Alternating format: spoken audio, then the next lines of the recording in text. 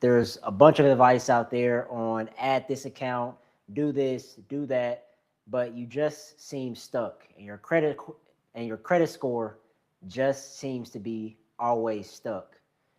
Tonight, I'm going to talk about what actually works and what does not work when it comes to building your credit.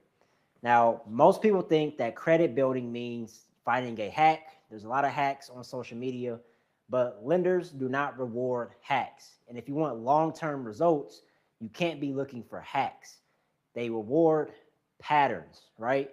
And tonight I'm going to show you a simple system to build credit, even if you're starting from zero or rebuilding from bad credit. And I'm going to show you what to do for either option. So if you're tuning in tonight, please drop a chat in the comments, ask your questions when it comes to credit building, because this will also be interactive.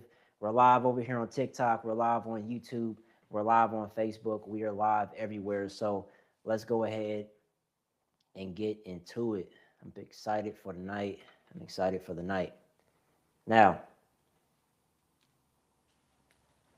when it comes to building your credit, everything that I talk about is going to be revolving around this framework, this system that helps you and lets you understand how credit score works and how to build your credit. And I'm going to keep this very simple, and everything that we do fits into this one ladder, and I'm just going to define it really quickly. So let's go ahead and get started. So this is an acronym, and it's going to be very simple, okay? This acronym is going to be so easy to understand. And I'm going to break it down to you, because when it comes to building your credit, it's all going to revolve around this. And the acronym is credit. C-R-E-D-I-T. And I'm going to break down every single letter and what it means before we get into the chunk of all the things that we're going to talk about. Now, let's talk about C. C equals confirming your starting point. C stands for confirming your starting point. All right? Confirming your starting point. Now, why is confirming your starting point so important? Confirming your starting point is so important because you need to know where you are to be able to adjust and define where you're going. You need to know where you are to adjust and confirm where you're going. You need to know what type of accounts that you currently have on your credit profile that may be hurting you or that may be helping you. You need to know the accounts or the lack thereof that if you just do this one small thing when it comes to building your credit, that you can increase your score 20, 30, 40, 60 points in the next 30 to 60, 90 days. It's very, very simple, but you need to confirm your starting point, because that's what's going to let you know what you need to do next. And it's going to allow you to not just take anyone's advice that you see online. When you know for yourself where your starting point is and what the next steps that you need to take. All right? Now let's talk about the next thing, the R. The R stands for reliable payments. When it comes to credit building, you must make your payments reliably. You must have reliable payments. That is the basis of credit building. Payment history, that is 35% of your credit score. Payment history is 35% of your credit score, which is why if you miss even one payment and you have a 30-day past due on your credit report, that can drop your score up to 100 points. Okay? So when it comes to this system and when it comes to credit building, we must have reliable payments. So let's talk about the E. That stands for exposure. E stands for exposure. Exposure is how much credit you have access to and how close are you to using it all? Exposure is how much credit you have access to and how close you are to using it all. So you have high exposure if, say, you have one credit card and it has $1,000 limit and you're using $999 of that limit. You have high exposure when it comes to credit and building your credit. We want low exposure, okay? We want low exposure. So let's talk about D. D equals debt behavior. D equals debt behavior. What is your behavior and your habits when it comes to debt? Because when you go apply for different loans or credit cards, they're able to see your behavior. They're able to see if you're high risk when it comes to how much debt you take on and how responsible you are with it. So what is your debt behavior? If you have bad debt behavior, it's going to be really hard to build your credit up to where you want it to be. All right. Now let's talk about what does the I stand for? The I stands for intent. So what is your intent when it comes to building up your credit? Are you trying to build your credit and have a strong credit profile so that way you can get access to high limit credit cards? Is your intent to building your credit and having a strong credit profile so that way you can get into your new home? Is your intent to be able to get a low interest rate on a new car? But not only what is your intent to get access to the things that you want, what is the intent for every single account that you have on your credit profile? Because I am not a believer in just adding a bunch of different accounts for no reason. I like strategy. I like knowing, why I have this account and how will it benefit me long term. I'm not looking for short-term improvements in my credit. I'm looking for long-term, sustainable improvements. All right, so what's your intent? And again, feel free to drop questions in the chat as I go along. If you like this, if I'm speaking good when it comes to this credit building stuff, like it, ask your questions. All right, this is interactive. This is not just me talking to the camera lens, okay? Now, last thing in this acronym is T. And that stands for timeline. So when it comes to building your credit, what is your timeline?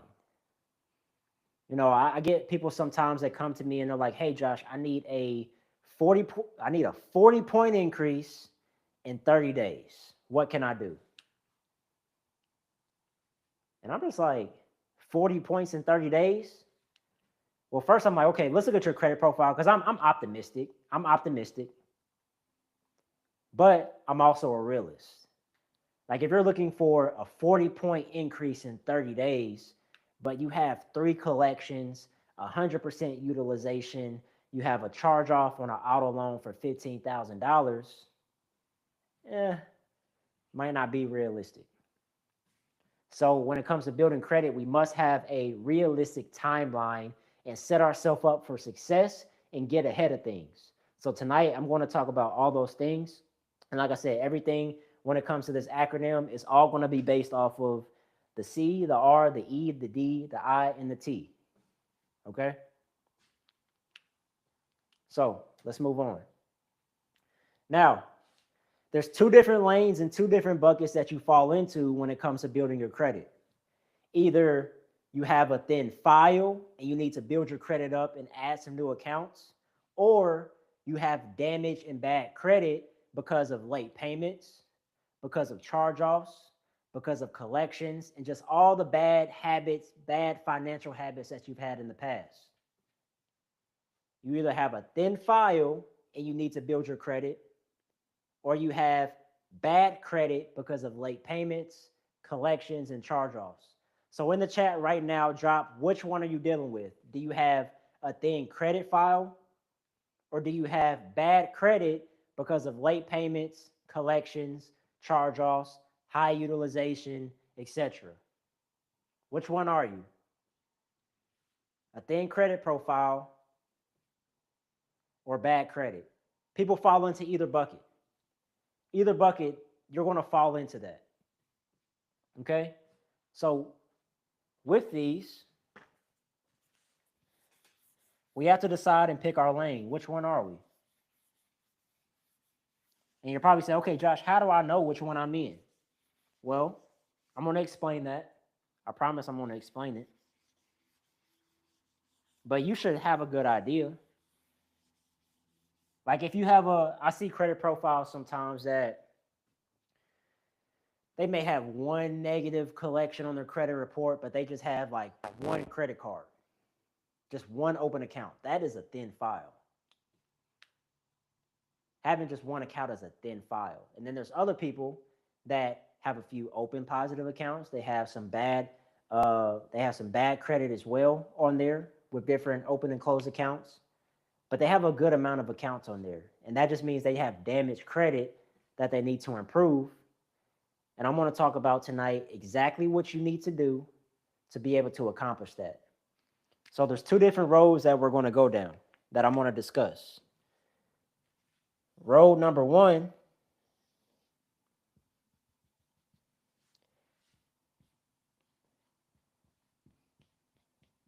is a thin file. So like I said, you're either building your credit because you have a thin file and you need to have some new positive activity, or road number two, you have damaged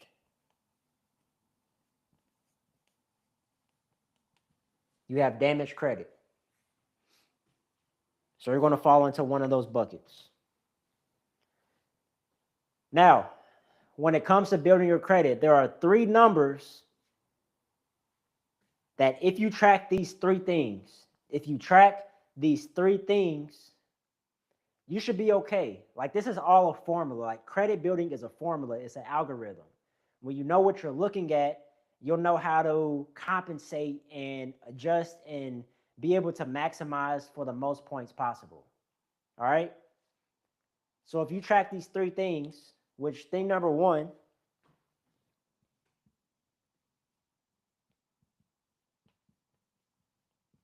is utilization percentage.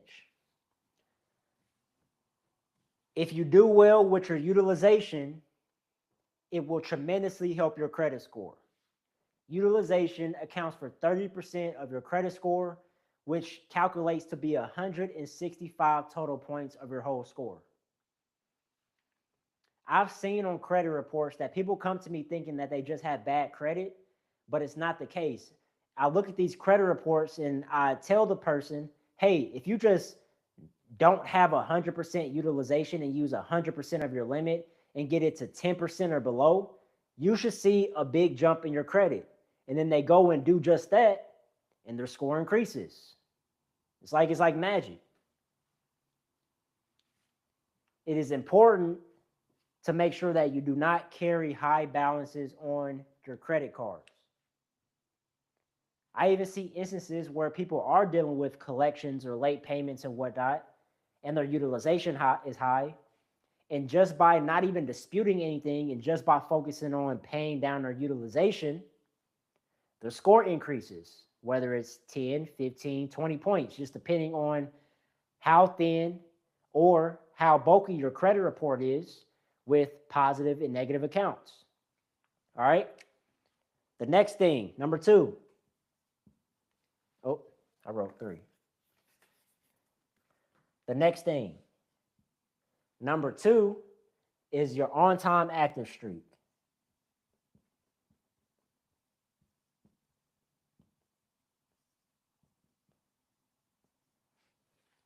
Now, on-time active streak just simply means your payment history.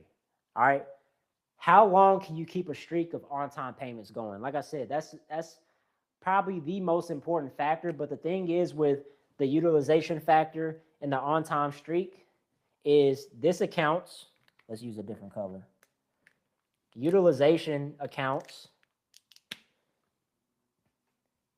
for 35% of your score. Or sorry. Oh, I'm wrong. Utilization accounts for 30% of your credit score, and your payment history accounts for 35% of your credit score. So those two things together, like I mentioned, I'm going to get to the third thing, but even if you just focused on these two right here, your on-time payments, your utilization, that takes care of 65% of your total credit score. 65%. That's over half. You need to do everything in your power to make sure that you keep your utilization low and your payment history clean. All right. So let's get to number 3. The third most important number is the active positive accounts that you have on your credit report.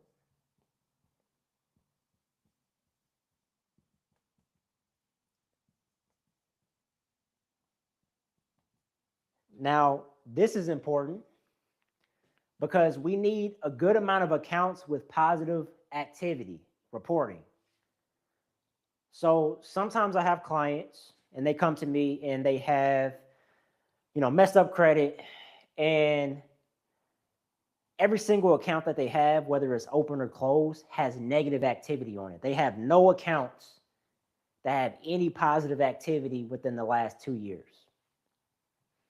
And I just simply tell them, like, hey, like, we're working on cleaning up this negative stuff, but you have 0 accounts that are reporting positive. You have to add some new accounts that have positive activity, because the more accounts that compound and have positive activity on it, the better your credit score will be. So, utilization, on-time active streak, and active positive accounts are 3 numbers that allows you to predict and control how well your credit score will be. And as I just said, utilization accounts for 30%, payment history accounts for 35%. That's over half of your credit score. That's, if I stopped the live right here and you just followed this formula, you should see an increase in your credit score within the next 30 to 60 days, depending on what type of accounts that you add and what you currently have that's bad that's reporting on your credit profile. Now, with that being said, because I just kind of mentioned a timeline to you, but I also want to be realistic. I want to give you reality. I'm not here to hype you up and make it sound like you could raise your credit score 100 points in just 15 days. I'm not that guy. But what I do like is real information, real timelines, and actionable simple steps. So before we go any further, I just need to set expectations, because this is where most people get frustrated and they quit. Credit scores do not increase just because you want them to. Credit scores do not increase just because you want them to. They increase because you have repeatedly good behavior. They increase because of repeated good behavior long enough for lenders to trust you. That's important. Repeatedly good behavior for lenders to trust you.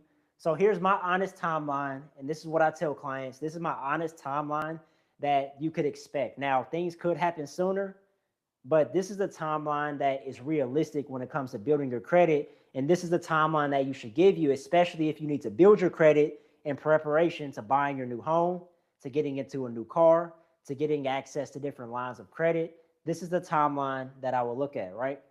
So, in the first 30 days, you're going to get your account set up, because it takes about 30 days for an account to report. So anytime you go add a loan or a credit card or anything on your credit report, it should report within that 15 to 30 day period.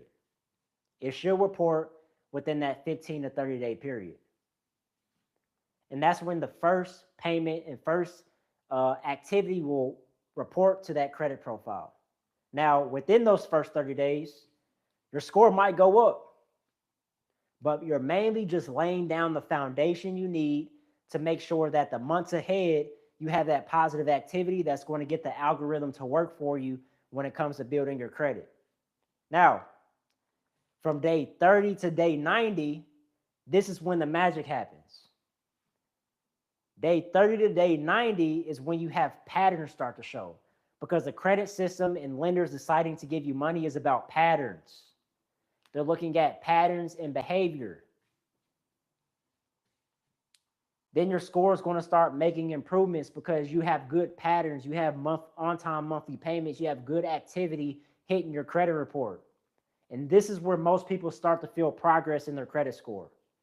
When they add a few accounts, they get excited. Their score starts to go up. And then they really start to understand, like, okay, now I get it. This is about good behavior, good patterns. I'm getting the lenders to trust me because I'm making these payments on time every month. And they're starting to reward me with a better credit score. All right. Now, let's go to the 6-month to 12-month range. So we're about halfway in to building our credit. And that 6 to 12 month is when we start to see better approvals, and approvals start to change. Approvals start to change. We start to get better limits. We start to get better rates. We start to get better options. And that's what this is all about, is options. We want options. That's what people care about. What I've come to find out is people don't care about necessarily their credit score. They don't care. Like, yes, they want a good credit score, but they want what the credit score will do for them. They want what the positive activity on the credit report will do for them, which is options. Having the option to take this rate or go to another lender and take a better deal. They want the option to get the vehicle that they want. They want the option to be able to get the home that they want. That's what you really want. You don't care about the credit score. You want better options. All right? Fast progress is possible when it comes to this, but fast fixes are not. And now that we understand timing, let's talk about the biggest mistake that people make when it comes to building their credit. All right? People open new accounts while they're still missing payments and are maxed out on their current credit cards. I do not suggest trying to build your credit and add new accounts if you're currently missing payments on your current accounts and if you're maxed out. Credit building is not about adding new accounts and compounding accounts in your credit profile. It's about adding accounts that you can keep perfect. All right? It's about having accounts that you can keep perfect for a long period of time. That's way more important than just adding this credit builder, adding this credit card, having 5 different credit cards. Like cool. Like, and to be honest, like, you only need 3 to 5 positive accounts in your credit profile to get to an 800 credit score. Because a lot of it just has to do with time and being trustworthy long enough.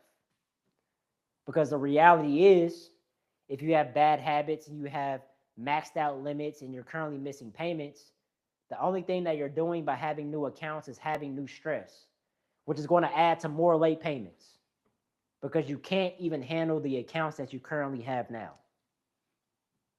Okay?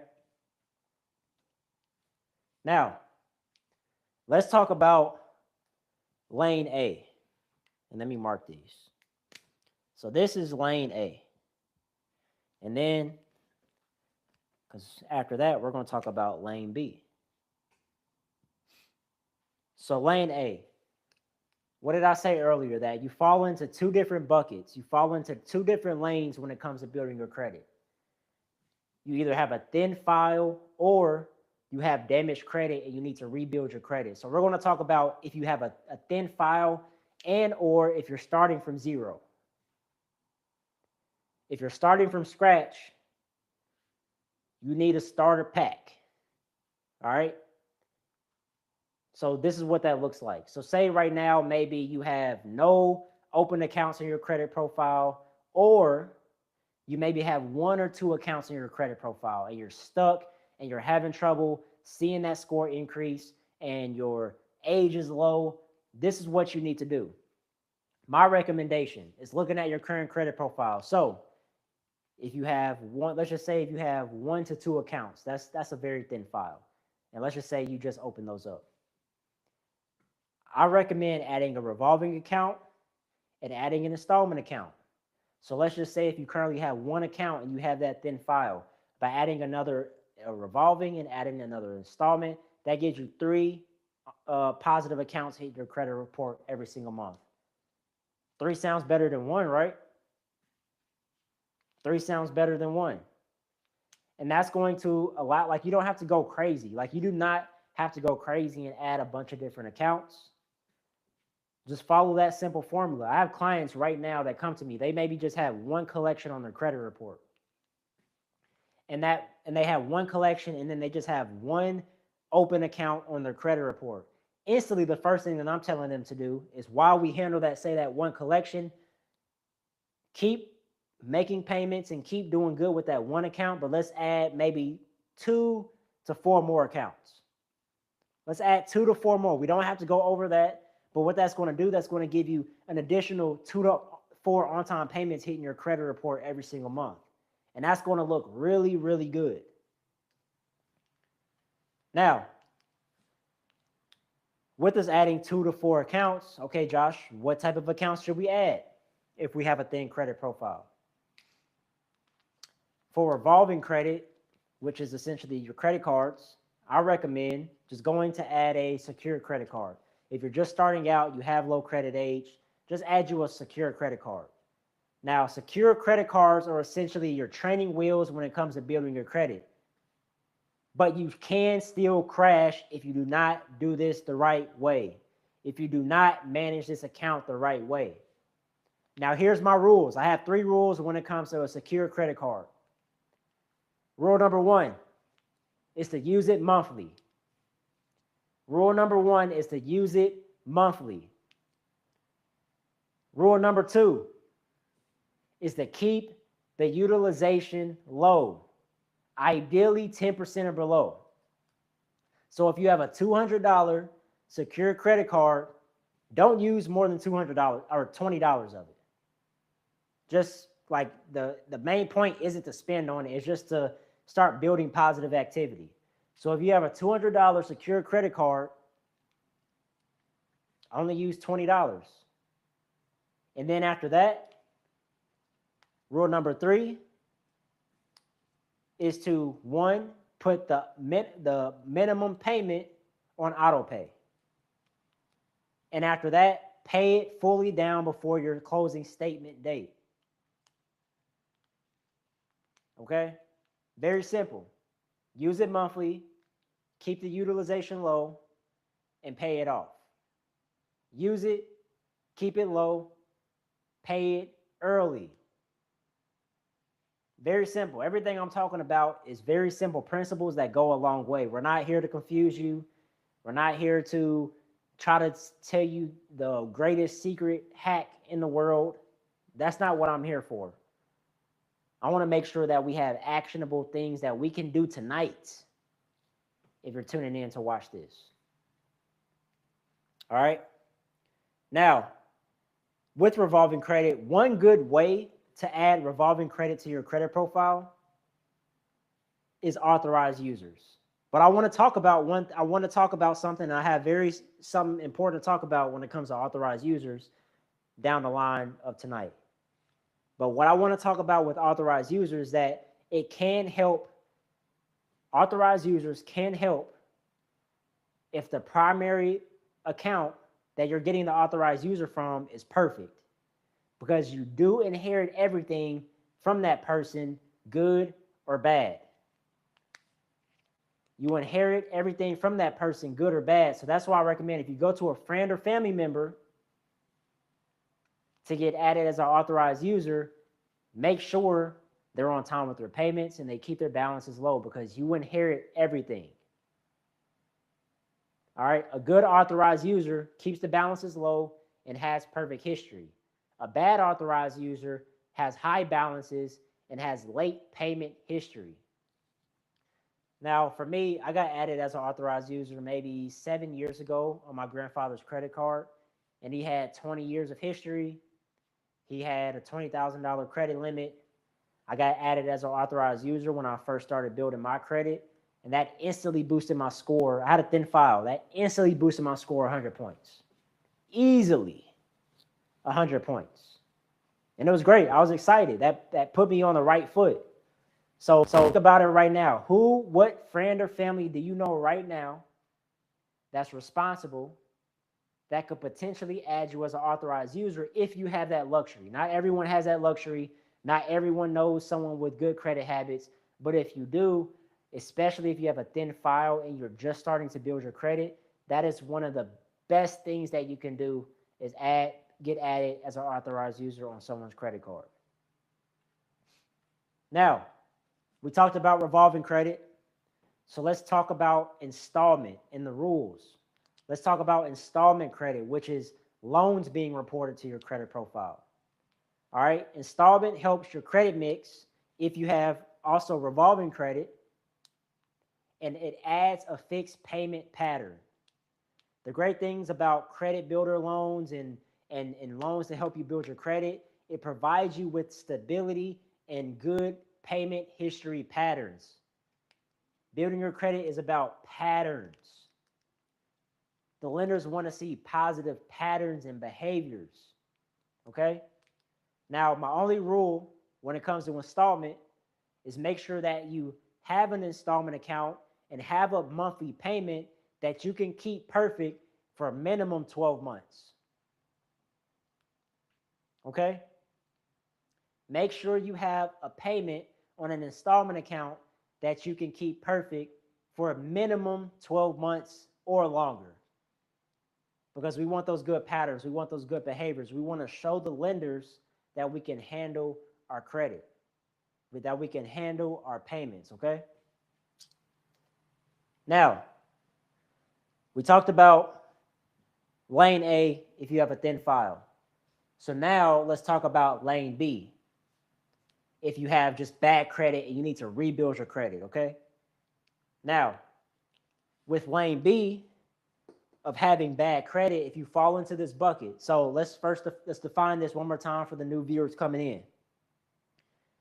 If you need to rebuild your credit because you have late payments, collections, and charge-offs, you may have 4 to 5 accounts in your credit profile right now that are active, but you also have a bunch of other accounts that have bad activity. You are late on them. You just didn't pay what you owe to these credit card companies. You have collections, you have medical debts, you have charge-offs, you have repossessions, you have all type of bad stuff on your credit.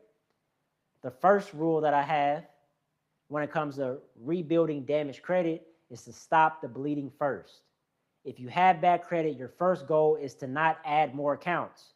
Your first goal is to stop the things that are killing your score. So if you have different debts or collections, first, yeah, go ahead and dispute the inaccuracies on those. But also as well, if you have accounts right now that are open and you're missing payments, figure out a system so that way you can start making those payments on time. Because adding new accounts and you're also missing payments on other accounts isn't the best solution for you. So before we even entertain adding any new accounts in your credit profile, stop the bleeding. Stop missing the payments on the car note. Stop missing the payments on the credit card. Pay the minimum. Start paying those balances down. And then once we get those things in order, then we can consider adding some new accounts. All right? So when it comes to stopping the bleeding, number one is don't have any new late payments.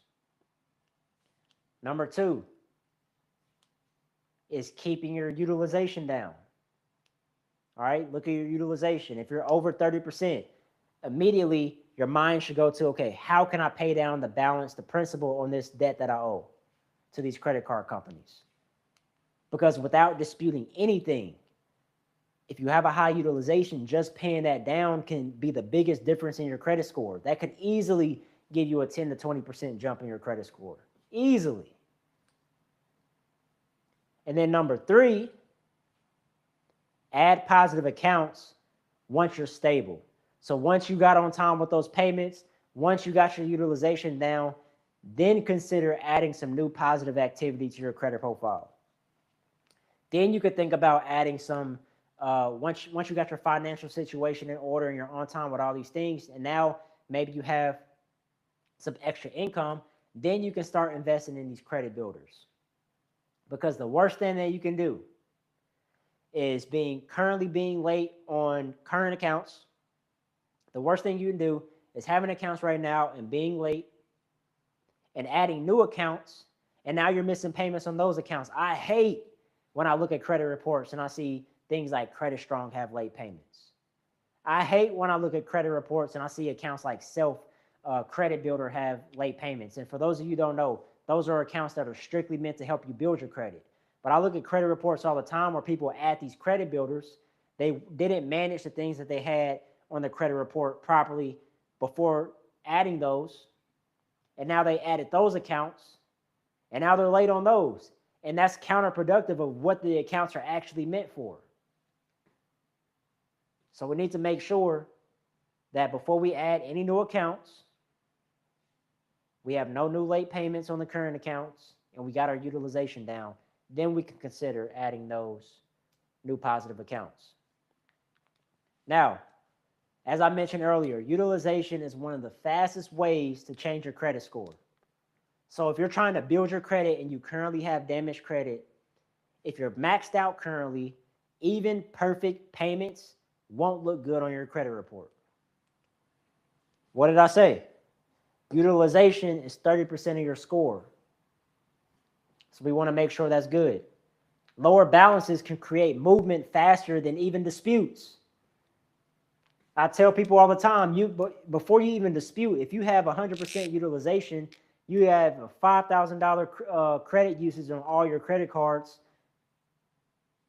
where you have a $5,000 limit on all your credit cards, and you're using $4,999 of that.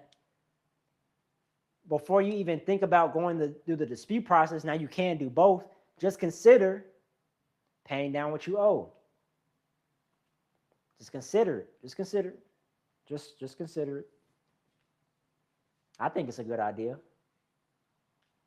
Okay? So that's one of the fastest ways to increase your score, just paying down that utilization.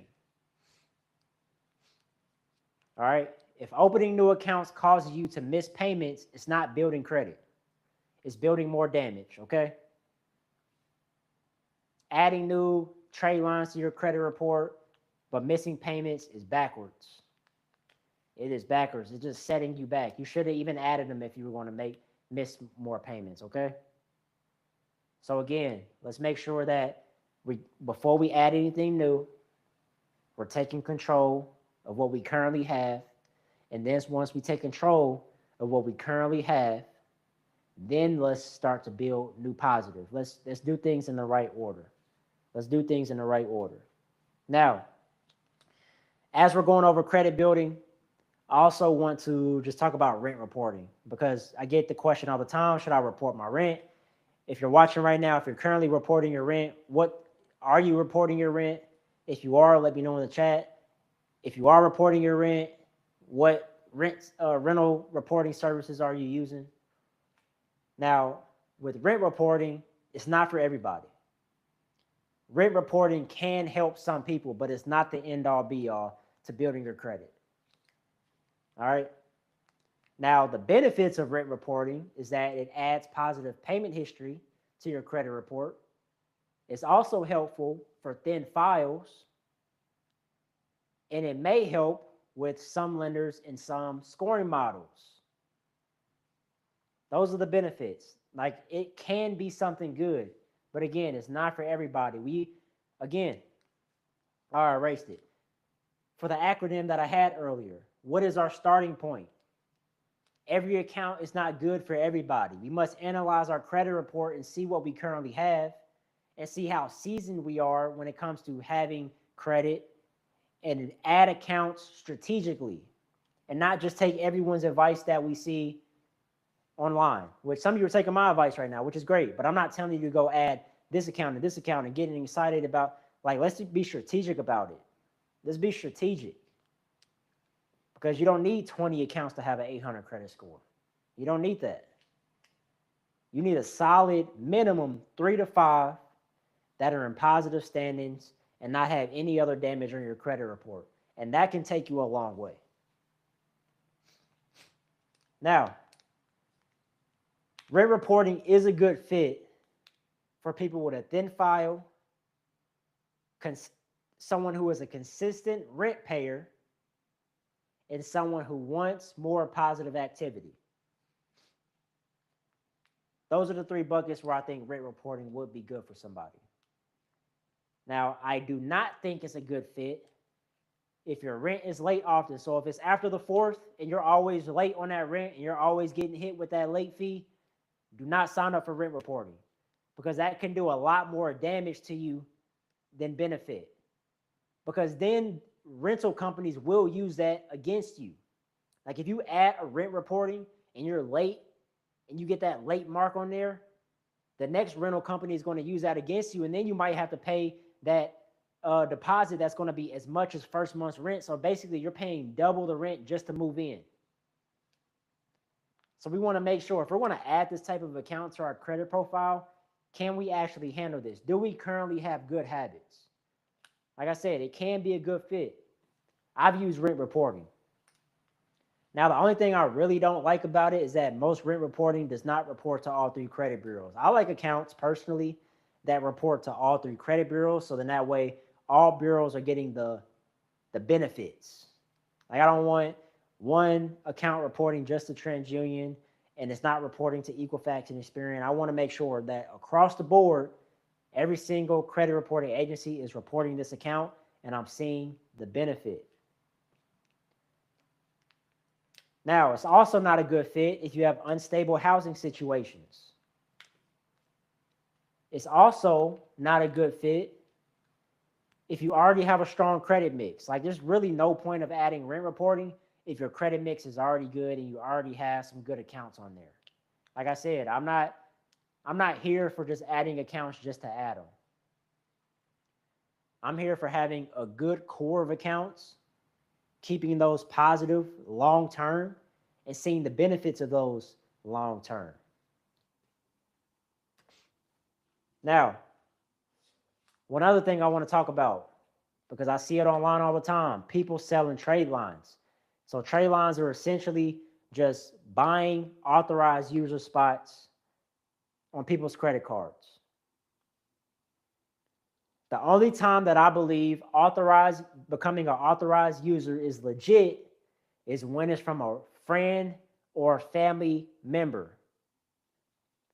That's the only time that I recommend becoming an authorized user is from a and adding a trade line is when it's a friend or family member. I do not recommend buying them from people. Okay? And the reason being is because it'll eventually get removed. It's only temporary. I don't like temporary accounts. I want accounts that we can use for a long period of time and benefit from that a long period of time. Also, it can get ignored by lenders. Like most people think that you're tricking a lender by adding an authorized user. They can still see all the negative stuff on your credit report and they can see that it is an authorized user account. And it can also be flagged during review when you apply for things. And lastly, it does not fix the real problem. You can't hide bad habits with buying an authorized user on someone's, or from buying a trade line from somebody. Like you can't hide your habits from buying a trade line from somebody. You can't hide your habits as much as you think you can. As much as you think you're getting over on the system, you can't. And the thing with trade lines is it's a gray area, right? So it's not quite illegal for people to sell trade lines, but there's a gray area because in these contracts, they're saying that you cannot sell these. There's also court cases of credit repair companies, financial people selling trade lines, and they have indictments and court docs on them and getting sued because they're not supposed to do that. They're not supposed to do that. So why would I even want to buy something from somebody that they can even be liable to get sued over and have a case put on them over? So I don't recommend that. Now, with what lenders look at when it comes to approval, like, yes, your score is important. Yes, we all want our score to go up. But they're not necessarily looking at your score when it comes to getting approved for things. They're looking at your whole credit profile. They're looking at all your behaviors. Lenders look at your behaviors, your patterns, what you've done in the past over the last 7 years, over the last 2 years. That's what's really most important, the last 2 years. Okay? When you go to an underwriter, they're wanting to know how consistent you are. They're looking at your patterns, and they're looking at your risk signal. So that's why it's important to have just positive accounts, have long-term accounts, and just be able to have accounts that will stand the test of time, that are real, that are yours, that are primary accounts that are yours. Okay? Now, I want to walk you through what I think you should do this week when it comes to building your credit profile and deciding on, do you fall into lane A or lane B? Do you have a thin file and you need to build credit, or do you have damaged credit and you need to rebuild your credit? So the first question that you want to ask yourself is, how many open accounts, if any, do I have? How many open accounts, if any, do I have? That's going to be an important indicator on how you should go about this. The next question that you want to ask is my utilization over 30%? Is my utilization over 30%? And the third question you want to ask is, do I have any recent late payments, collections, or charge-offs? Do I have any recent late payments, collections, or charge-offs? Why are these important? Again, if we don't have, say, two or less or fewer accounts on our credit profile, we have a thin file.